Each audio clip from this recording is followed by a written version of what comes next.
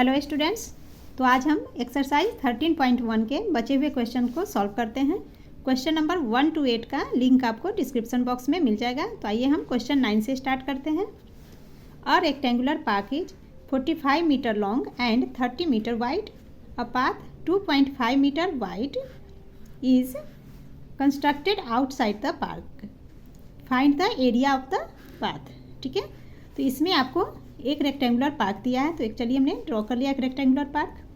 तो इस पार्क को बोल रहा है कि length 45 metre and wide 30 metre है। ठीक है, तो हम यहाँ लिख लेते हैं, ये आपका 45 मीटर है ना। ये जो रेक्टेंगुलर पार्क है इसका लेंथ 45 मीटर है एंड ब्रेथ इसका ये आपका दिया है 30 मीटर। ठीक है, ये हमारा 30 मीटर है। तो सबसे पहले हम इसका एरिया निकाल लेंगे। नेक्स्ट हमें कह रहा है कि पाथ जो है 2.5 मीटर वाइड। ठीक है, ये जो रेक्टेंगुलर पार्क है इसका जो पाथ है, मान लीजिए पार्क है तो पार्क के चारों तो रास्ता होते ही है, तो वही पाथ यहाँ बनाएगा जो कि 2.5 मीटर वाइड है। तो चारों ओर से है 2.5, तो इसे हम बड़ा कर लेते हैं। ठीक है, तो मान लीजिए ये आपका पाथ है। तो इसको कह रहा है कि जो पाथ हमारा है ये यहाँ से यहाँ, ठीक है, ये 2.5 मीटर एक्स्ट्रा है। जो 45-30 मीटर एरिया का हमारा रेक्टेंगुलर पार्क है ना, ये उससे ये इतना 2.5 मीटर एक्स्ट्रा चारों ओर से। तो 2.5 यहाँ भी है, इधर भी 2.5, इधर भी 2.5 और यहाँ भी, यानी चारों ओर से 2.5 मीटर ये इसका पाथ बना हुआ है। तो हमें एरिया ऑफ पाथ की एरिया निकालनी है। तो एरिया ऑफ पाथ निकालने से पहले हमें एरिया ऑफ रेक्टेंगुलर पार्क का निकालेंगे। ठीक है, तो सबसे पहले हम एरिया ऑफ रेक्टेंगुलर पार्क निकाल लेते हैं। तो आइए हम लिखेंगे एरिया ऑफ रेक्टेंगुलर पार्क। तो ये है फॉर्मूला लिख लेंगे पहले, L इंटू बी। ठीक है, तो लेंथ हमारा 45 है, तो 45 मल्टीप्लाई ब्रेथ 30 मीटर। ठीक है, मीटर स्क्वायर। तो इन दोनों को मल्टीप्लाई करेंगे तो 45 3 जा 135 एंड ये एक जीरो यहाँ आ गया, तो 1350 मीटर स्क्वायर ये एरिया हमारा हो गया, एरिया ऑफ रेक्टेंगुलर पार्क इस पार्क का। अब हमें पाथ का लेंथ देखना है, क्योंकि इसका एरिया निकालेंगे। तो एरिया निकालने के लिए पहले हम लेंथ निकालेंगे, है ना। तो इस पाथ का लेंथ कितना होगा, अब यहाँ से यहाँ तक लेंथ, तो बीच में तो आपका यहाँ 45 पार्क का एरिया है, तो ये 45 एंड ये 2.5 और इधर 2.5 है ना। दोनों को हम तीनों को प्लस कर देंगे, 45 प्लस 2.5 प्लस 2.5 मीटर। तो इसको हम इस तरीके से लिखेंगे, लेंथ ऑफ आउटर रेक्टेंगल, है ना, क्योंकि रेक्टेंगल ही शेप आया ना हमारा।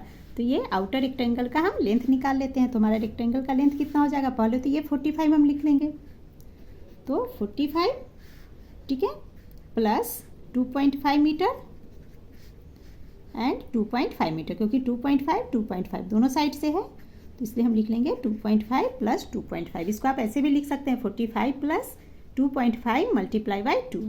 ठीक है, वैसे भी लिख सकते हैं। तो अब इन सबको हम प्लस कर लेंगे तो कितना हो जाएगा, 2.5 प्लस 2.5 5 होते हैं, तो 45 प्लस 5 50। तो ये हमारा हो गया 50 मीटर। ठीक है, मतलब यहाँ से लेकर के यहाँ तक की दूरी 50 मीटर हो गई लेंथ। चलिए यहाँ मैं लिख देती हूँ, ये हमारा बन गया लेंथ 50 मीटर। क्लियर। अब हम इसका ब्रेथ निकाल लेते हैं। तो ब्रेथ हमारा कहाँ से आएगा, यहाँ से लेकर यहाँ तक का ब्रेथ हम निकालेंगे। तो आइए देखते हैं कितना ब्रेथ है। तो हम लिखेंगे ब्रेथ ऑफ आउटर रेक्टेंगल, है ना, आउटर का ही तो हम निकाल रहे हैं ना, लेंथ ब्रेथ, उसका एरिया निकालना हमें पाथ का। तो ठीक है, तो आउटर रेक्टेंगल या ब्रेथ ऑफ पाथ भी लिख सकते हैं आउटर रेक्टेंगल की जगह। ठीक है, तो इसमें हमारा कितना है 30 मीटर, तो 30 और देखिए ये ब्रेथ है, तो ब्रेथ में यहाँ भी 2.5 बढ़ा, यहाँ भी 2.5 बढ़ गया, तो दोनों वही हुआ 30 प्लस 2.5 प्लस 2.5। अगेन यहाँ 30 प्लस 2.5 मल्टीप्लाई 2 करके भी सॉल्व कर सकते हैं। ठीक है, तो 2.5 प्लस 2.5 दोनों को प्लस करेंगे 5 हुआ, तो 30 प्लस 5 35। तो यहाँ लिखेंगे 35 मीटर। तो हमें length and breadth outer rectangle का निकल गया। तो अब हम टोटल एरिया ऑफ रेक्टेंगल, है ना, टोटल एरिया निकालेंगे किसका, outer rectangle and inner rectangle, यानी कि रेक्टेंगुलर पार्क एंड पाथ। ठीक है, एक ही बात है, आप इसको आउटर रेक्टेंगल बोलिए या पाथ बोलिए। ठीक है, तो हम इसलिए लिखेंगे total area of the park and the path. Clear, अब तो कोई प्रॉब्लम नहीं है। तो इस तरह से हम लिख लेंगे।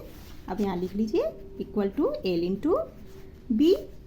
तो अब देखिए यहाँ लेंथ, ये टोटल एरिया हो गया हमारा लेंथ ऑफ आउटर रेक्टेंगल। तो आउटर रेक्टेंगल में 45, 2.5 ये तीनों ऐड हो गया, तो इसीलिए हमने लिख लिया total area of path. Sorry, यहाँ PATH पाथ लिखने थे, नहीं पाथ, यहाँ पार्क सही था, सॉरी, कोई बात नहीं, यहाँ पार्क मैंने लिख लिया। ठीक है, तो total area of park and path, तो यहाँ पे हम मल्टीप्लाई कर देंगे।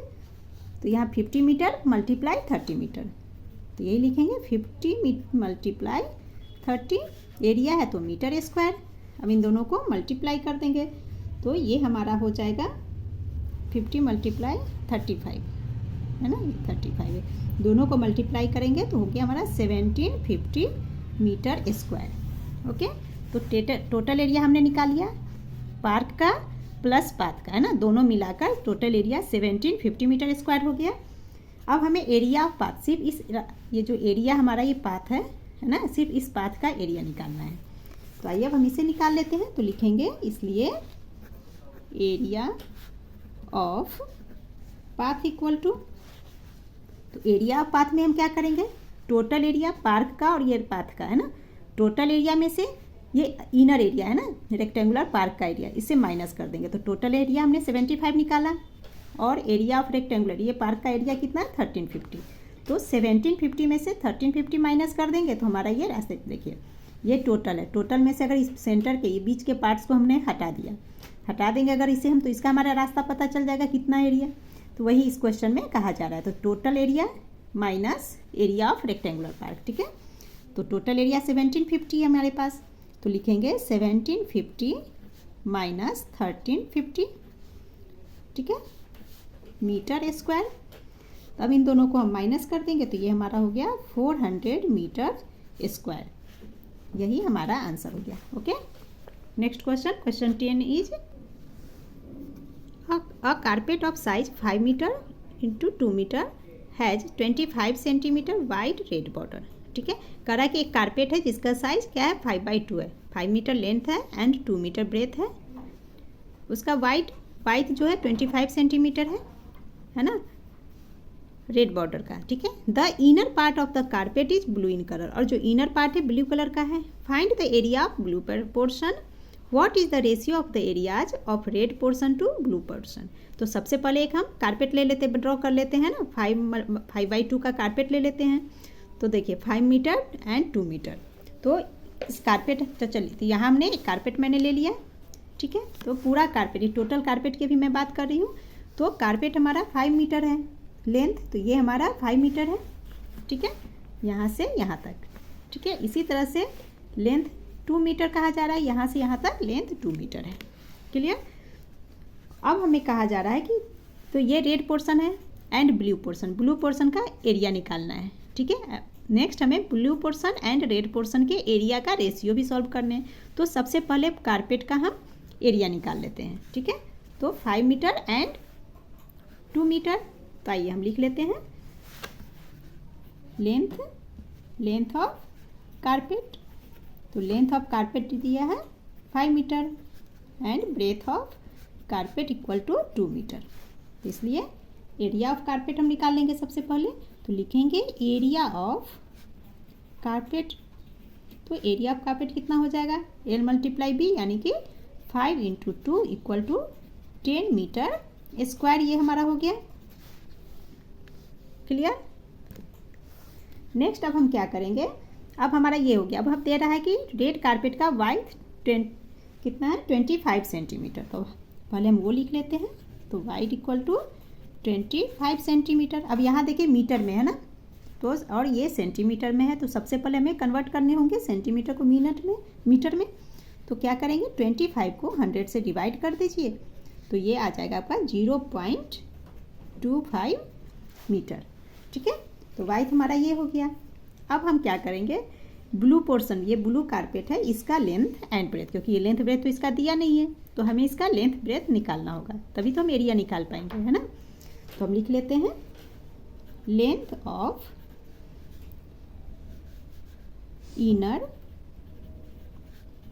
Inner part of the carpet. Okay, आप लेंथ ऑफ ब्लू पोर्शन भी लिख सकते हैं, ठीक है।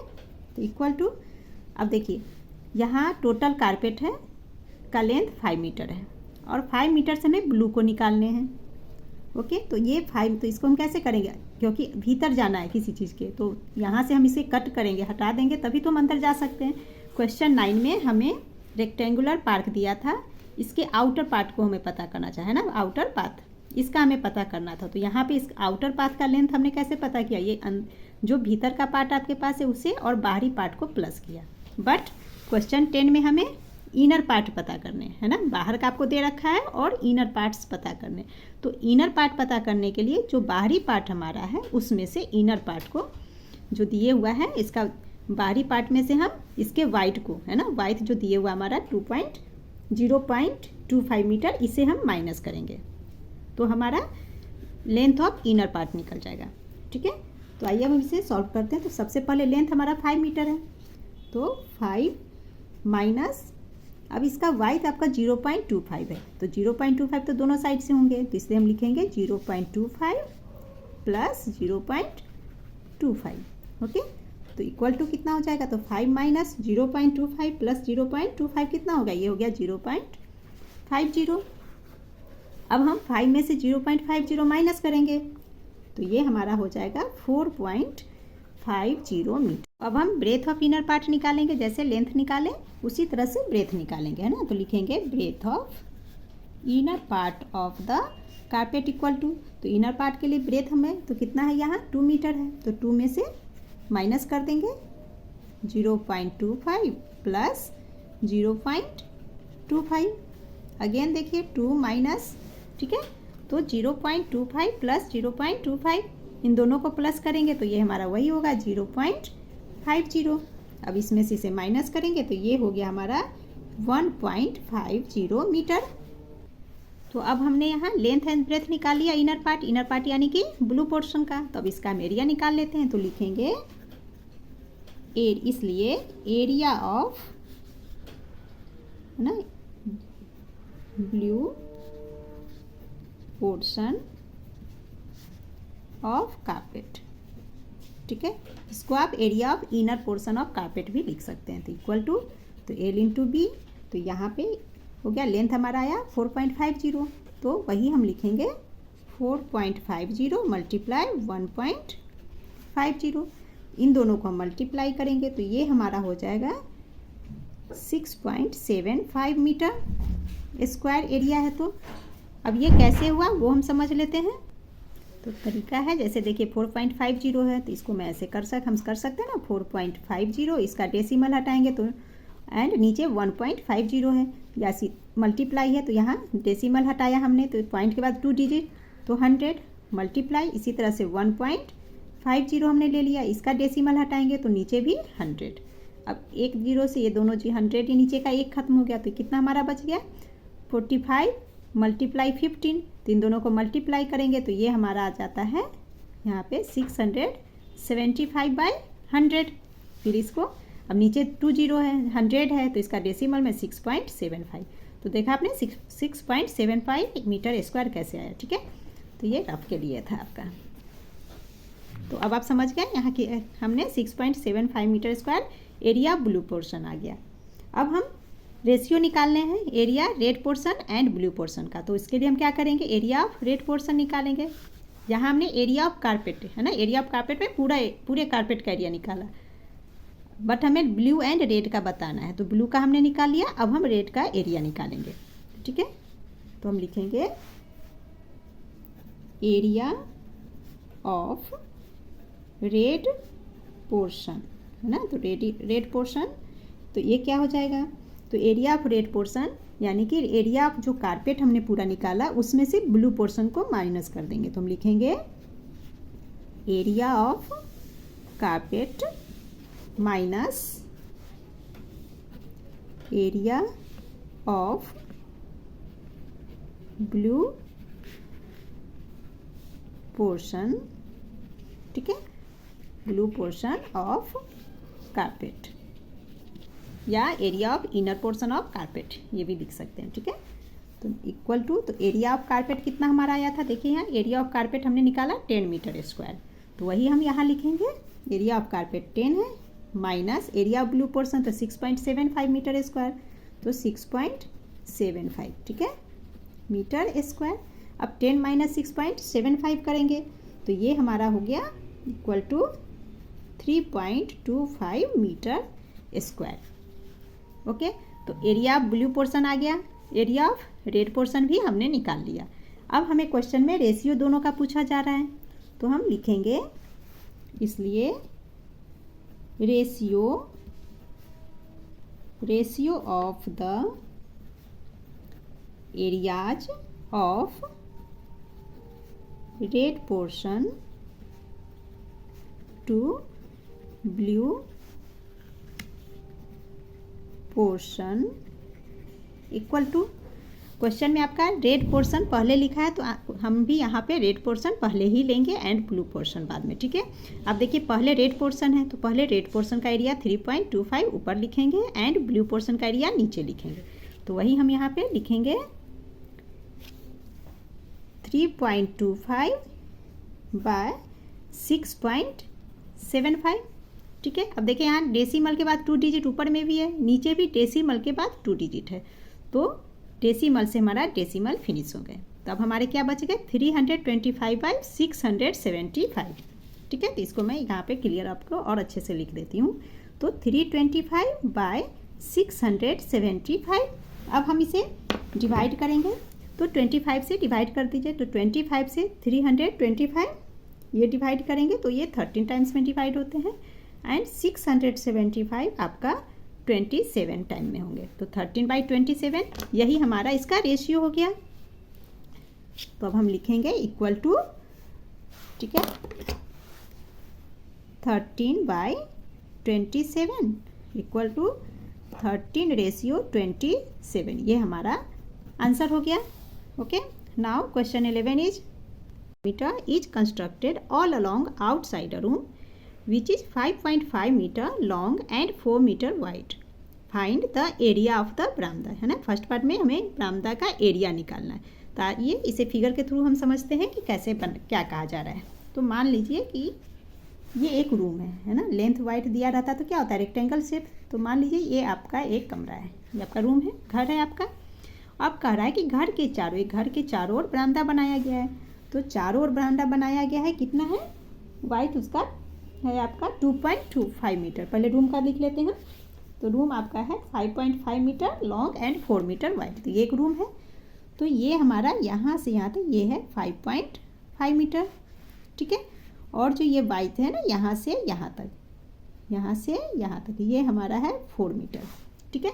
तो 5.5 मीटर एंड 4 मीटर ये आपका रूम हो गया। अब कह रहा है क्वेश्चन में कि रूम के चारों ओर 2.25 मीटर वाइड स्पेस है जो बरामदा कहलाता है। तो ये देखिए 2.25 मीटर चारों ओर से है, ठीक है। तो यानी कि यहाँ से और यहाँ तक की ये जो है जो वाइड है ये है 2.25 मीटर, ठीक है। तो 2.25 चारों ओर से 2.25 मीटर है।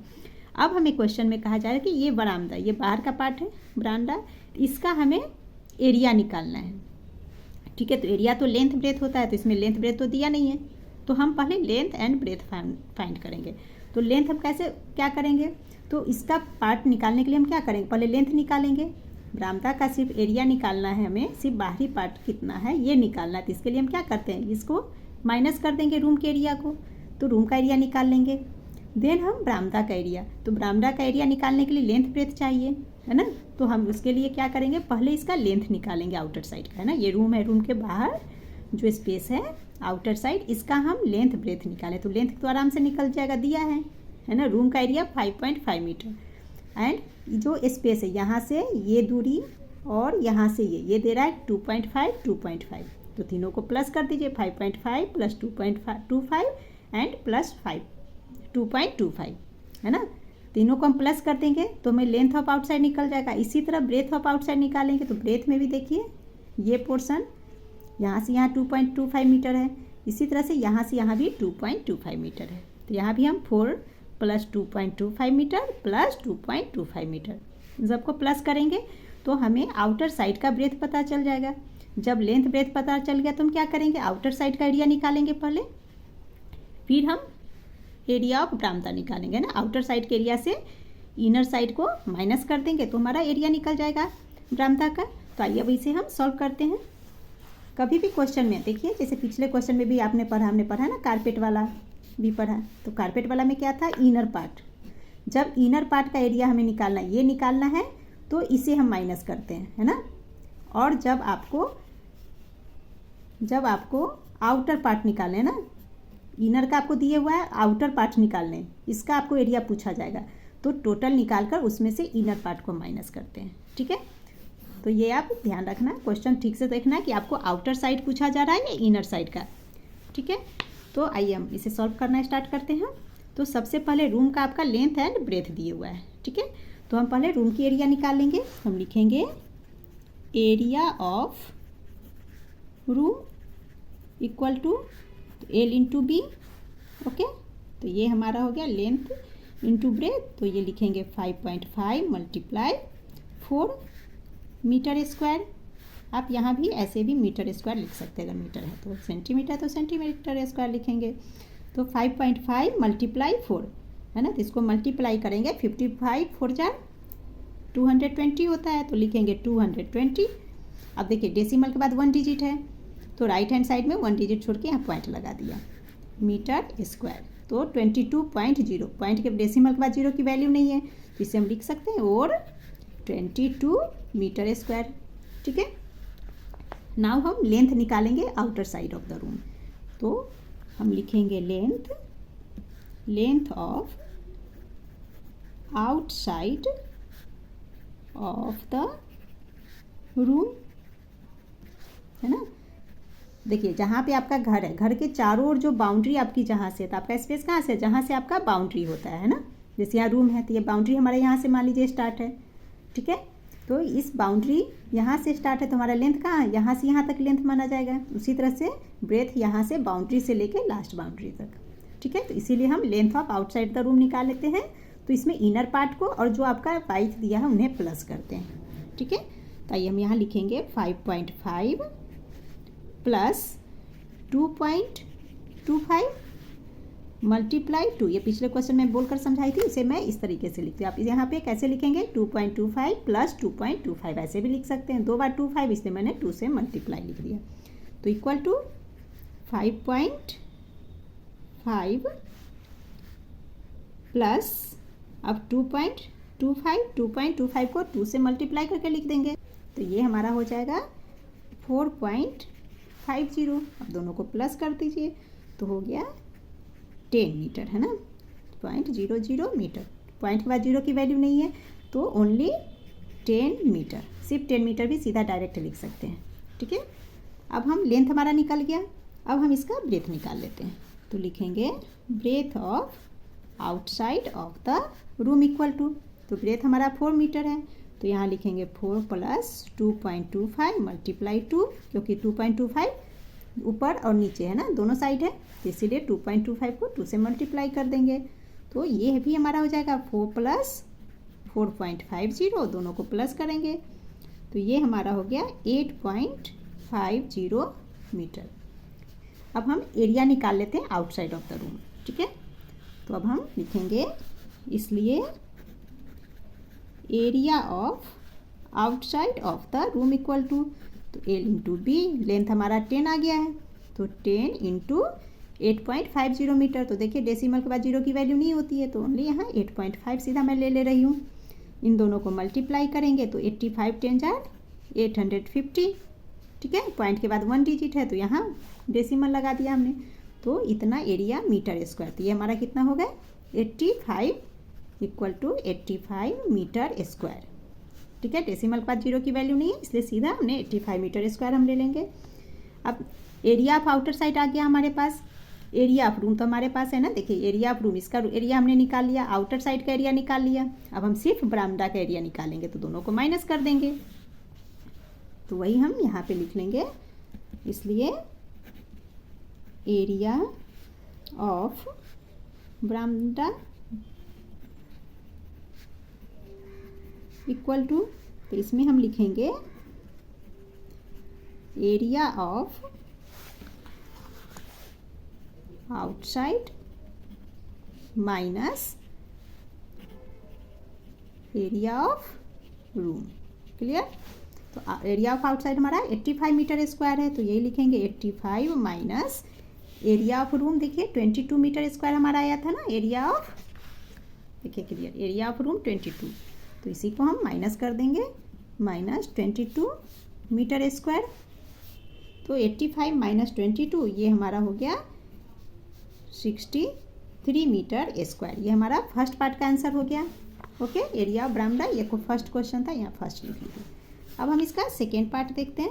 तो सेकेंड में आपका क्वेश्चन में पूछा जा रहा है the cost of cementing the floor of the बरामदा eight the rate of ₹200 per metre square. ठीक है, सीमेंटिंग फ्लोर, जो बरामदा है उसके फ्लोर का सीमेंटिंग का कॉस्ट है पर मीटर 200 है ना। तो सीमेंटिंग में हमें टोटल कितना लगा है। ओके, तो एरिया तो हमें पता चल गया, तो अब इसका कॉस्ट हम सॉल्व कर लेते हैं। तो हम लिखेंगे कॉस्ट ऑफ सीमेंटिंग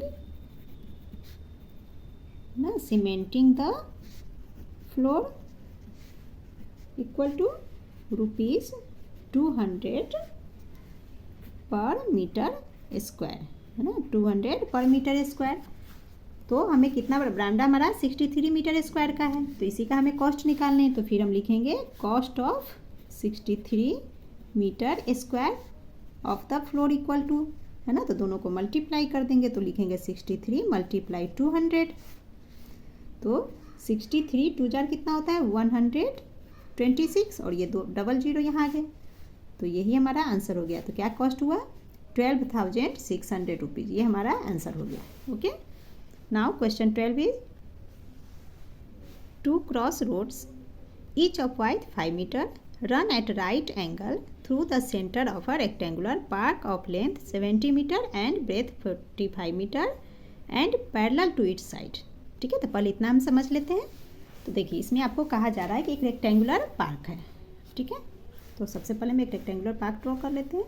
तो देखिए यहाँ मान लीजिए यहाँ पे आपका है ना, ये एक रेक्टेंगुलर पार्क है।